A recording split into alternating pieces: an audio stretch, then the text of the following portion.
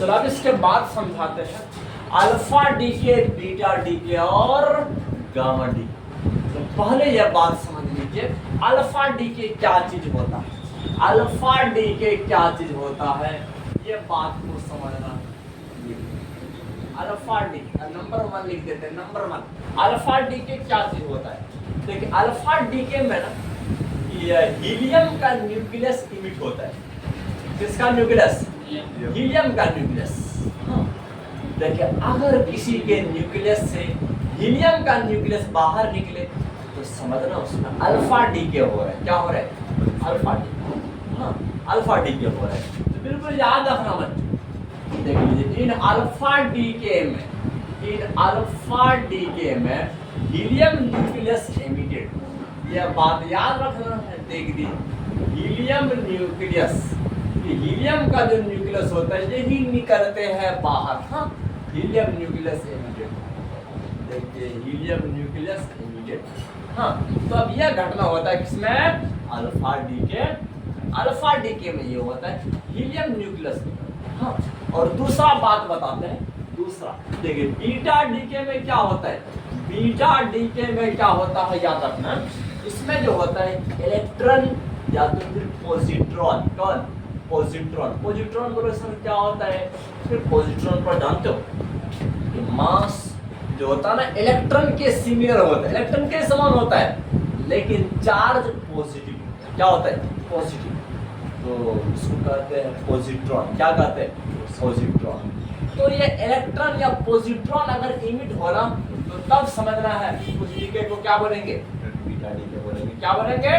Beta decay. याद रखना है बीटा डीके में क्या होगा। देख लीजिए बीटा डीके में क्या होगा, इलेक्ट्रॉन या तो फिर पॉजिट्रॉन, इलेक्ट्रॉन या तो फिर पॉजिट्रॉन। देखिए एमिट होता है, ये एमिट होता है। देखिए एमिटेड फ्रॉम अनस्टेबल न्यूक्लियस। कहाँ से एमिट होता है? देख लीजिए अनस्टेबल। अरे मेरा बादल जैसा उड़ता है। देखिए फ्रॉम अनस्टेबल न्यूक्लियस। ये सब बात को समझना है। अनस्टेबल न्यूक्लियस से कौन इमिट हो रहा था? इलेक्ट्रॉन या पॉजिट्रॉन। इलेक्ट्रॉन या पॉजिट्रॉन इमिट होता है। तब समझोगे इसमें कौन सा डीके हो रहा है? बीटा डीके हो रहा है कि नहीं? तो ये सब बात को समझ के करिए, बड़ा आगे निकल जाओगे धीरे धीरे, है ना रे? तो जिंदगी का मंजिल को भुला के किया है ना रे? बात ऐसे होता है। तो चलो अब यहाँ ध्यान दो, तीसरा वाला बात बताते हैं गामा डीके। देखिए गामा डीके में क्या होता है, इसमें फोटोन एमिट होता है। क्या होता है? फोटोन एमिट होता है। जो high energy particle photon emit हो तो समझना उसमें कौन सा डीके हो रहा है? गामा डीके हो रहा है। तो याद रखना बच्चों। देख लीजिए इन गामा डीके में, देख लीजिए गामा डीके में क्या होता है, high energy particle photon emitted. यह बहुत ज्यादा एनर्जी वाला होता है। देख लीजिए high energy particle photon, photon समझना बच्चों, फोटोन एमिटेड। अगर याद रखना है अगर फोटोन इमिट हो रहा है तो समझना उसमें कौन सा डीके हो रहा है? गामा डीके हो रहा है। हाँ।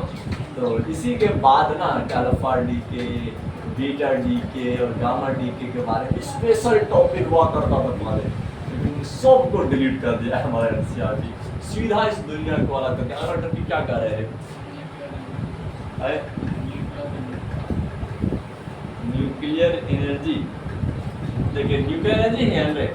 देखिए तो समझना बात को। अब देख लीजिए अगला हेडिंग ये कह रहा है कि न्यूक्लियर एनर्जी। चलो देखिए न्यूक्लियर एनर्जी क्या, आखिर जानते हो आइंस्टाइन ने जो बात बताए थे कि मास डिफेक्ट जो होता है, मास में कमी जो हो रहा था, जितना कमी हो रहा है मास, वही मास किस फॉर्म में? एनर्जी के फॉर्म में बाहर निकलते हैं, है ना रे? ऐसे बात किए। हाँ, तो न्यूक्लियस के पास क्या होता है? बाइंडिंग एनर्जी पर न्यूट्रॉन होता है। क्या होता है? बाइंडिंग एनर्जी पर न्यूट्रॉन। जितना जोर से बाइंड करता है, जितना जोर से बाइंड करके रखा है, उतना ज्यादा वो एनर्जी को बाहर निकालेगा। क्या करेगा? बाहर निकालेगा।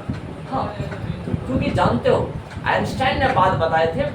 तो जितना ज्यादा वो बाइंड करेंगे, जितना ज्यादा बाइंड करेंगे, टाइटली बाइंड करेंगे, इसका मास घटता जाएगा, घटता जाएगा, घटता जाएगा।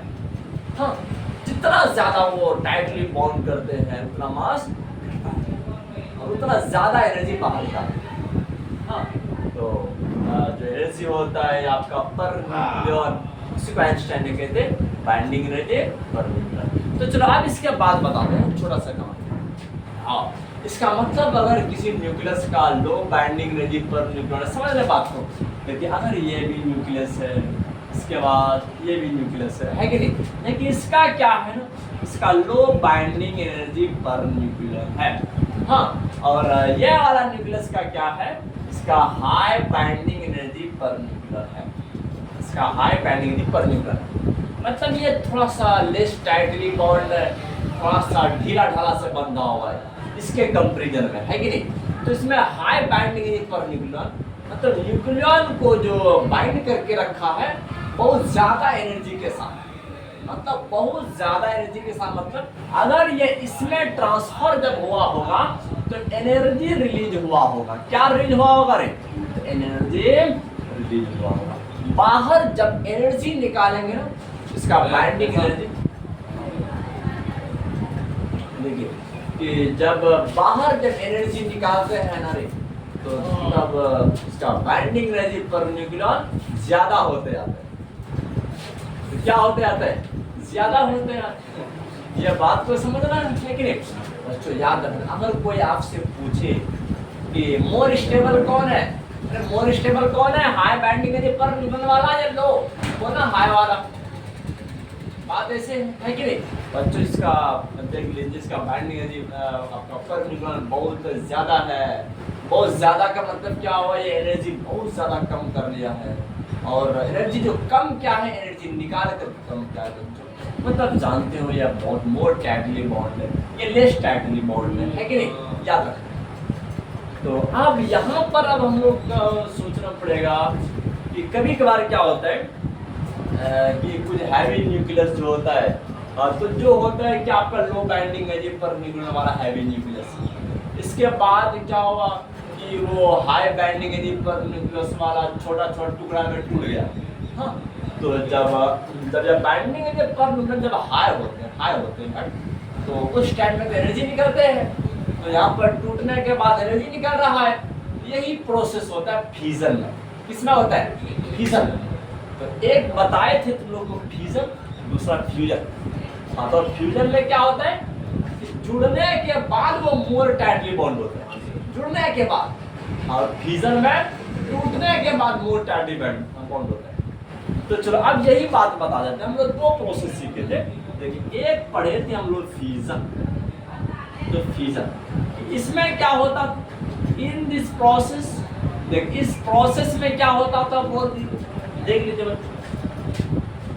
देखिए लो बाइंडिंग एनर्जी पर क्या कहते हैं बच्चों, लो बाइंडिंग एनर्जी पर न्यूक्लियन, लो बाइंडिंग एनर्जी। हाँ, ये सब बात को समझना है। लो बाइंडिंग एनर्जी पर न्यूक्लियन कि कुछ न्यूक्लियन का जो बाइंडिंग एनर्जी पर न्यूक्लियन कम होते हैं, वो ऐसे न्यूक्लियस में टूटते हैं, ऐसे एलिमेंट में टूटते हैं जिसका बाइंडिंग एनर्जी पर न्यूक्लियन ज्यादा रहे। तो इस दौरान क्या होता है, एनर्जी निकलता है कि नहीं। बिल्कुल याद रखना। तो ब्रेक्स देख लीजिए, ब्रेक्स इनटू फ्रैगमेंट, समझना है। देख लीजिए छोटा छोटा बात ही तो बता रहे। ब्रेक्स इनटू फ्रैगमेंट, ऐसे टुकड़ा में टूटते हैं of high binding energy per nucleon, जिसका क्या होता है, बाइंडिंग एनर्जी पर न्यूक्लियन ज्यादा होता है। एनर्जी तो निकलेगा ही, एनर्जी निकलेगा ray of high binding energy, of high binding energy per nucleon, high binding energy per nucleon में टूटते हैं। तो यह घटना होता है किसमें, फ्यूजन में।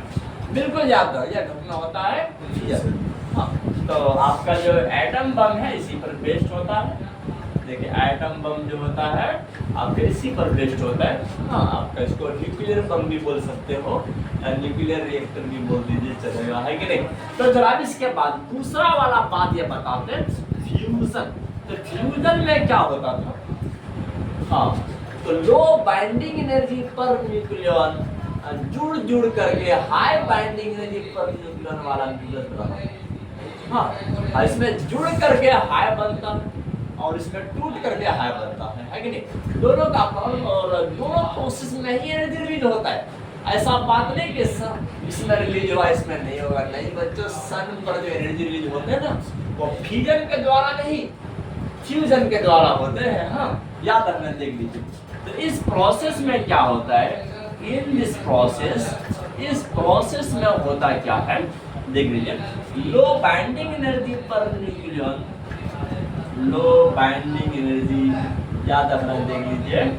लो बाइंडिंग एनर्जी पर न्यूक्लियन वाला न्यूक्लियस क्या करते हैं, जुड़ करके बड़ा न्यूक्लियस बनाते हैं, लेकिन high binding energy per nucleon वाला है कि नहीं? तो इस दौरान भी एनर्जी रिलीज होता है। दोनों प्रोसेस में एनर्जी रिलीज हो रहा है, समझ में आ रहा है? दोनों प्रोसेस में हो रहा है। हाँ, लेकिन डिफरेंस यही है, बैठो दोनों प्रोसेस एक ही है, दोनों में एनर्जी रिलीज हो रहा है ना रे? सिर्फ किसी में टूट करके किसी में जुड़ करके, है कि नहीं?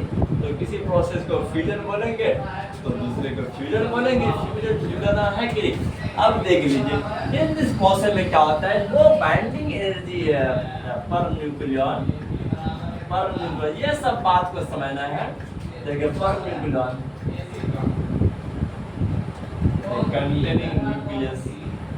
कंटेनिंग न्यूक्लियस जो होता है, refuse to form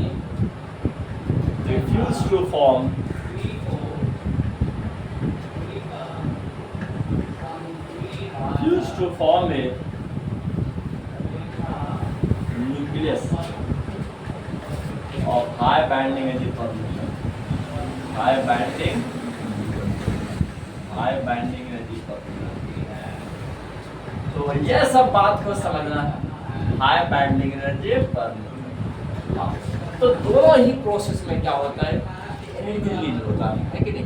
दोनों प्रोसेस में नीचे लिख देते हैं बड़ा वाला बात, देख लीजिए। इन फ्यूजन एंड फ्यूजन, दोनों में ही, एक तो फ्यूजन में भी, दूसरा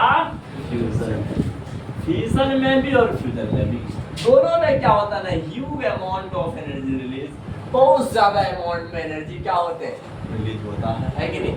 दोनों में बहुत ज्यादा अमाउंट में एनर्जी रिलीज होता है। याद रखना बच्चे, ह्यूज अमाउंट ऑफ, देखिए, huge amount of energy release, huge amount of energy, दोनों ही प्रोसेस में बहुत ज्यादा मात्रा में एनर्जी क्या होते हैं। हाँ, समझ लो। चलो एक एक करके बात करते हैं, पहले फ्यूजन पर बात करते हैं, फिर फ्यूजन पर जाएंगे, है कि नहीं? फ्यूजन और फ्यूजन दोनों के बारे में एक एक करके बात करेंगे। इसके बाद थोड़ा सा कंट्रोल्ड फ्यूजन बता देंगे, बस काम खत्म हो जाएगा इस चैप्टर का।